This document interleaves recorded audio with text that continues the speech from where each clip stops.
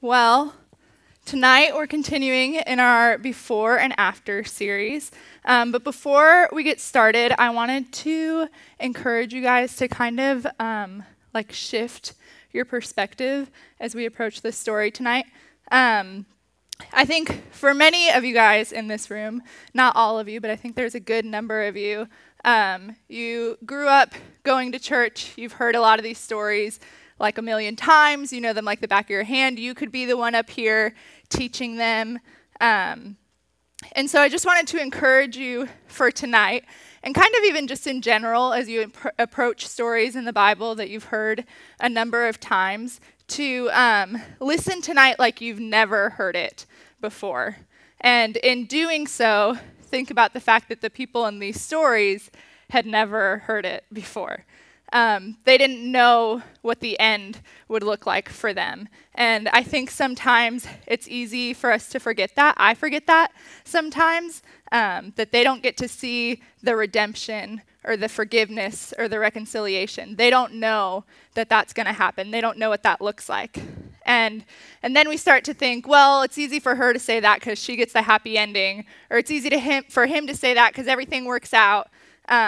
But the same way that you and I don't know the way that our current experiences are going to end, they didn't know either. So I just wanted to encourage you guys to kind of shift that in your minds tonight. But with that in mind, we're going to look at the book of Ruth. And I think the first part of Ruth focuses a lot on decisions that Ruth and Naomi are making, and decisions specifically to stay loyal. And I think that that's kind of what the before part of this story looks like. So the book of Ruth begins with this woman, Naomi, who's an Israelite, and her husband, and they're in Bethlehem with their two sons, struggling to survive a famine. And so they decide to move to Moab in search of food.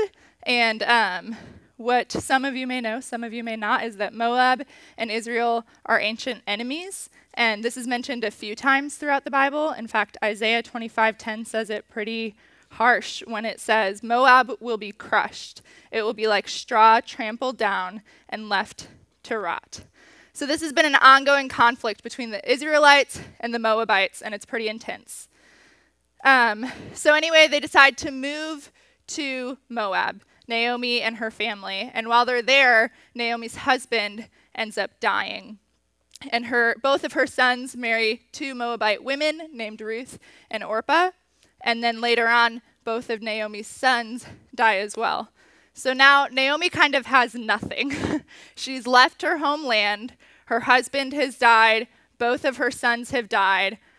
She has no flesh and blood family. She has Ruth and Orpah still at this point. But for the most part, she's lost a lot.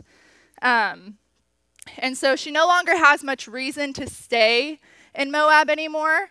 So Naomi, along with Ruth and Orpah, they begin to make their way back to Judah. And so in chapter 1, verses 8 through 13, it says this, And Naomi said to her two daughters-in-law, Go, return, each of you to her mother's house. May the Lord deal kindly with you as you have dealt with the dead and with me. May the Lord grant that you may find rest, each in the house of her husband. Then she kissed them, and they lifted up their voices and wept. And they said to her, No, but we will surely return with you to your people. But Naomi said, Return, my daughters. Why should you go with me? Have I yet sons in my womb that they may be your husbands? Return, my daughters, go. For I am too old to have a husband. If I said I have hope, if I should even have a husband tonight and also bear sons, would you therefore wait until they were grown? Would you therefore refrain from marrying? No, my daughters, for it is harder for me than for you, for the hand of the Lord has gone forth against me. And I got to tell you guys about a good friend of mine that this makes me think of. He just lost his wife to cancer in November.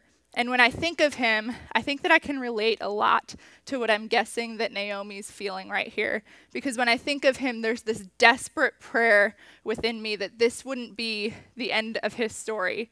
My friend is probably about 30 years old. He and his wife had never had children. And I don't want this to be the end of his story. And my prayer for him is that he would eventually be able to remarry and to have kids and a family. And so I think what Naomi is saying is that things are probably not going to get much better for her. She's older, she's already had a family, she's even kind of sarcastic when she says, what am I going to do tonight, get a husband and have sons, and then what are you going to do, wait for them to grow up and not remarry anyone? And so she cares about these two women, and she wants to see them have that family and that good life as well. And she probably knows that the odds of them marrying someone in Judah are pretty low because they're Moabites. So she's saying, don't get stuck with me. And she's basically saying, go and live your own lives. And here's the first place that I started to look at this story a little bit differently this time around. In chapter 1, verses 14 through 19, it says, and they lifted up their voices and wept again. And Orpah kissed her mother-in-law, but Ruth clung to her. Then she said, behold, your sister-in-law has gone back to her people and her gods. Return after your sister-in-law. But Ruth said, do not urge me to leave you or turn back from following you. For where you go, I will go, and where you lodge, I will lodge.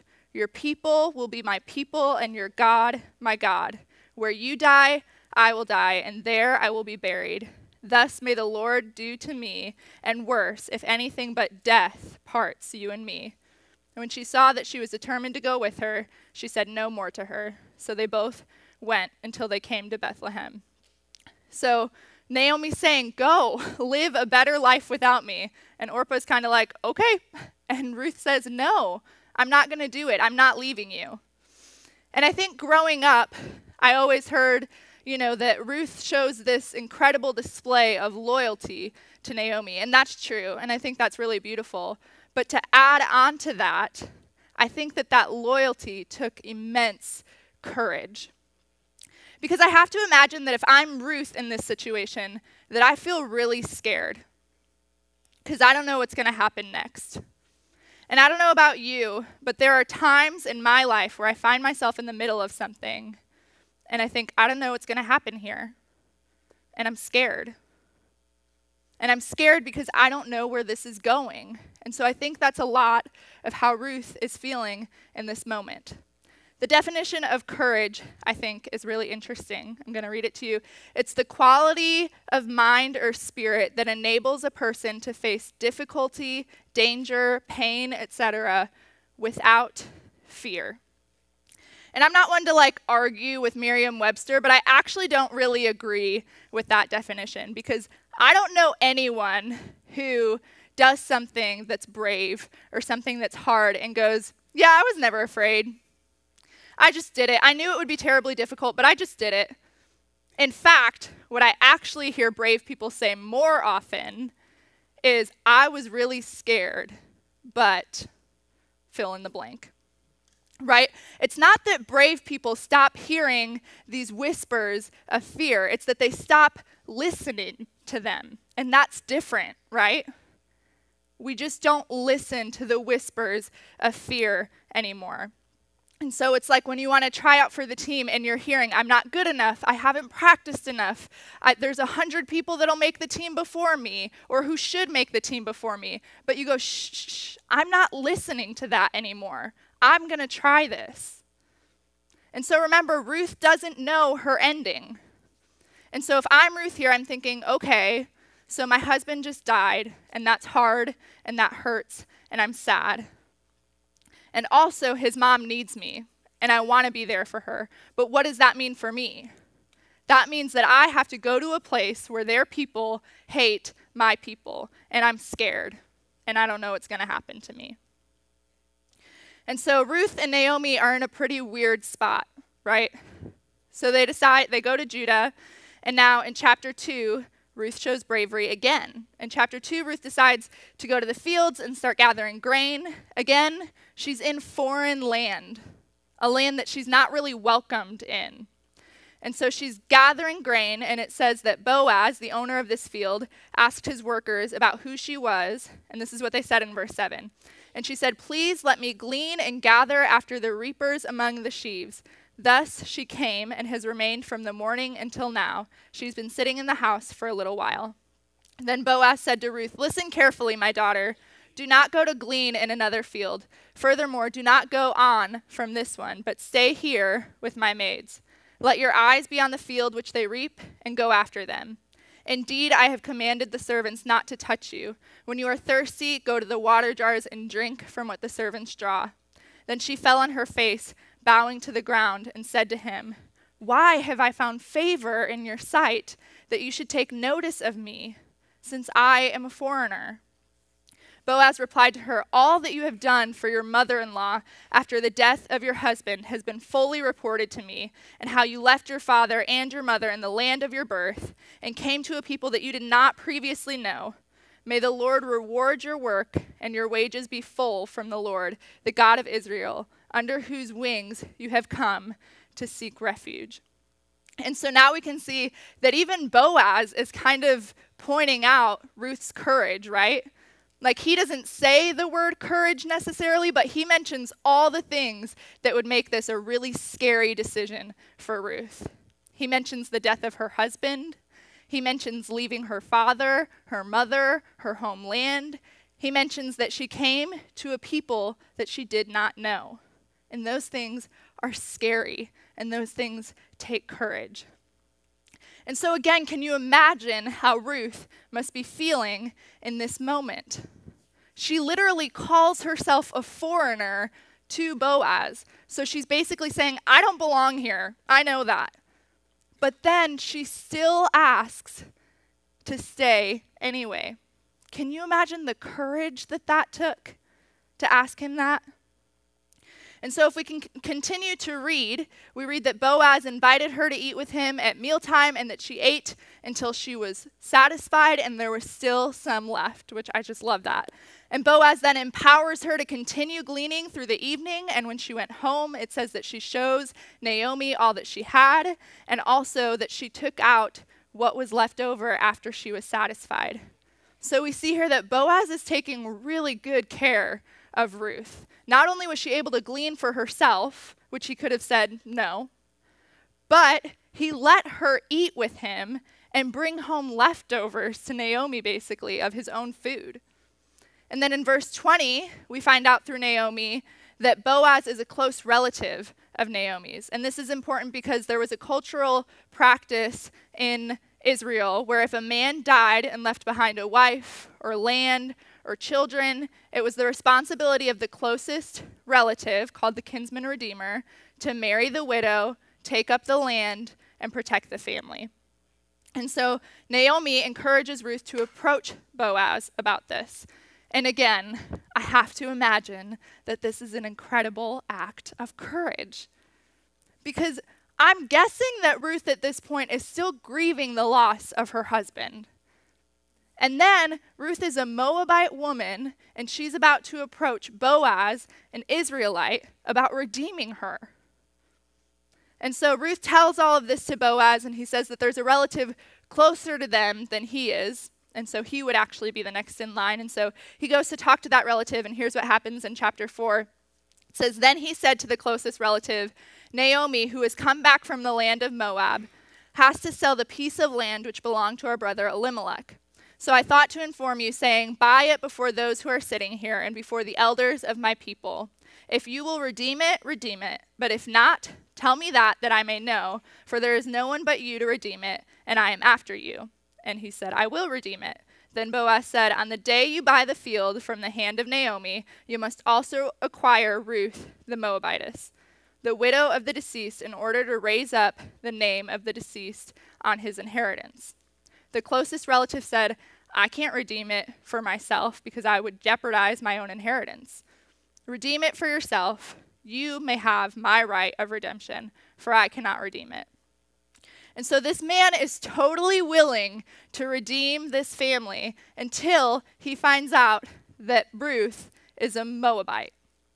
And so at this point, you can see, Ruth pretty much has everything against her.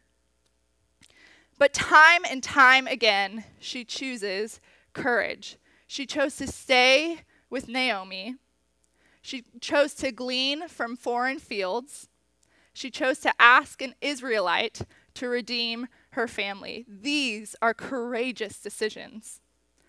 Because remember, she doesn't know the ending. And so all that she was doing was what she felt like was the next right thing. And it took a lot of courage. And so I've been talking about the before this whole time, about Ruth and her courage, about the decisions that she made, and the loyalty that she showed, and the faith that she had. But I think the after part of this story is actually woven all throughout it. An interesting thing about the book of Ruth is that God is hardly mentioned. The characters mention God a few times, but the narrator never mentions God doing anything directly. And yet God's providence is at work behind every piece of this story, weaving together the circumstances of his people. God's mission is to restore Naomi and her family. And I actually really love that. I love that God's not mentioned, and I love that it's on them to mention him. Because when we think of our own lives, that's how it is for us, right? We have to make that choice. We have to be the ones that are going to say God's name. There's no narrator of our lives that's going to do that for us. It's on us. And so in chapter 4, verse 13, we learned that Ruth and Boaz get married and they have a son. And verse 14 says this, "The woman said to Naomi, 'Praise be to the Lord, who this day has not left you without a guardian redeemer. May he become famous throughout Israel. He will renew your life and sustain you in your old age. For your daughter-in-law, who loves you and who is better to you than the 7 sons, has given him birth.'" So we see here that Naomi's life went from tragedy to being a testimony of God's love and faithfulness to those around her. God's provision and faithfulness shine through. So then if we continue in verse 16, we read, "Then Naomi took the child in her arms and cared for him. The women living there said, 'Naomi has a son.'" Do you guys see what's happening here? That the first chapter of this book of Ruth, Naomi loses everything. She's lost her homeland, she's lost her husband, she's lost her sons. In the final chapter of this book, she's back on her homeland. Boaz has redeemed her family, and she has a son. And in the middle chapters of this book, too, we can see God's fingerprints all throughout. Both chapters 2 and 3 begin with Ruth and Naomi creating a plan.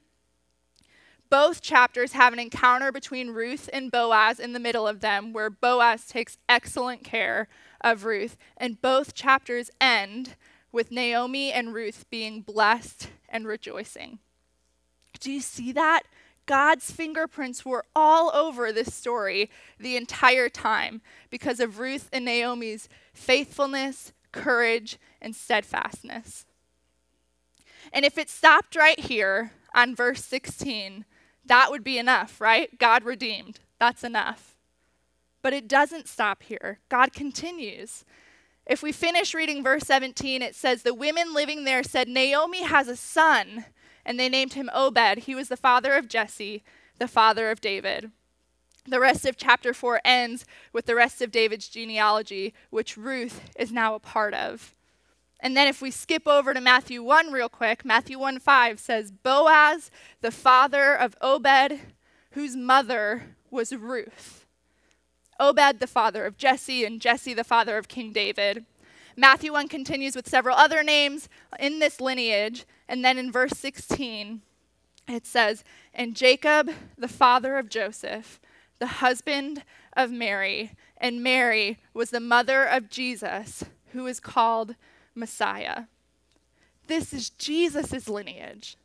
And Ruth is named in Jesus' lineage. There are hardly any women mentioned at all in Jesus' lineage. And here is a Moabite woman, Ruth. And she's going from a woman who had great tragedy to a woman who's now a part of the lineage that brought our Messiah.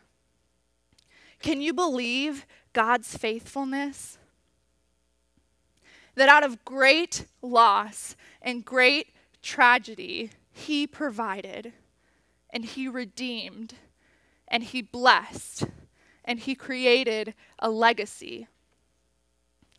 And I think of my friend that I mentioned in the beginning of this message, the one who lost his wife in November. And if I'm honest with you guys, it's been really, really hard for me the last several months to not feel really mad at God that he didn't make a miracle for my friend who is battling cancer on this side of heaven. That she's gone and her husband lost his wife and there's loss and there's tragedy, and sometimes it feels like that's all that I can see. But then when I read this, I'm reminded that it's not the end. It's not the end for her husband. It's not the end for Ruth. It's not the end for you, and it's not the end for me. He's not done with you, and he's not done with me. And so several of you texted in some of your greatest tragedies earlier, and I just want to read something over you. For the one whose parents are getting divorced, God's not done with you. For the one who is taken advantage of by someone they trusted, God's not done with you. For the one whose home life is in shambles, God's not done with you. For the one who didn't get accepted to their dream school, God's not done with you. For the one who didn't make the team, God's not done with you. For the one whose brother died, God's not done with you. For the one whose dad lost his job, God's not done with you. For the one who lost all their friends, God's not done with you. And for the one whose mom died, God's not done with you. Be courageous. Just take the next right step and do it scared if you have to. And maybe you just need to ask yourself, what does it look like for me to be courageous in the circumstances that I've been given, like Ruth and Naomi were? There's a line in a worship song that says, "Fear is just a liar running out of breath."